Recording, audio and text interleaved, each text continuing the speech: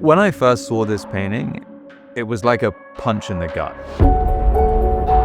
It is so strong, it is so active. It so perfectly toes the line of sexual but also terrifying vision of femininity that Prince is creating.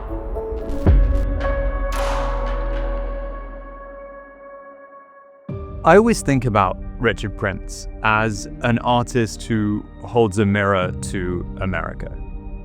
He gives us back the images that we're familiar with, repackages them, and in so doing, unveils something of the underlying desire, of the underlying conceit, sometimes the underlying vulgarity of the image itself. This whole process started in the 1970s with the cowboy photographs. He takes this image of a hyper-masculine, horse-wrangling, hard-drinking, chain-smoking Clint Eastwood, John Wayne fantasy. The resulting images are both profoundly seductive and profoundly inauthentic. So then at the opposite end of the spectrum, you have the nurses, where you have these hyper-sexualized women. This is epitomized by the title of this work, which reads, "Doctors and Patients Couldn't Resist the Man-Crazy Nurse." The nurses are images taken from pulp novellas from the 1950s and 60s that Prince collects.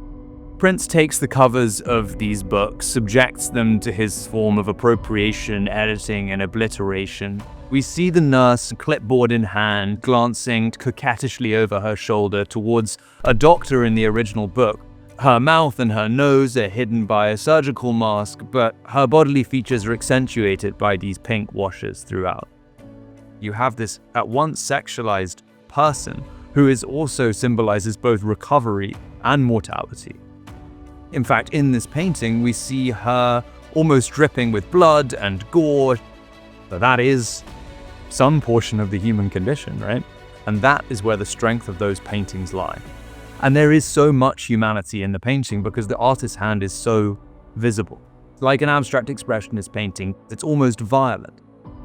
In this juxtaposition, the closest art historical forebear in many ways is Willem de Kooning's women paintings.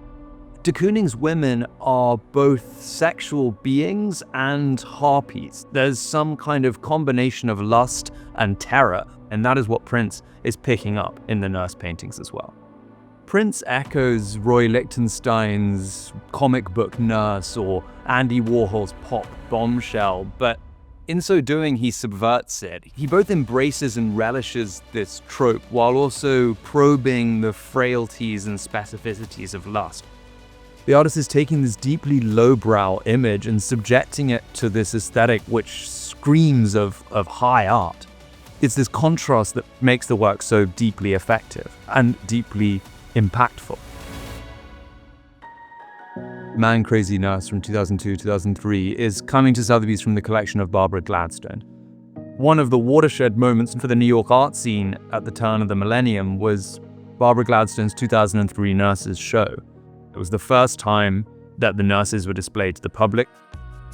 This was the painting from that show that Barbara Gladstone chose to keep for herself, is the ultimate testament to its quality and its importance.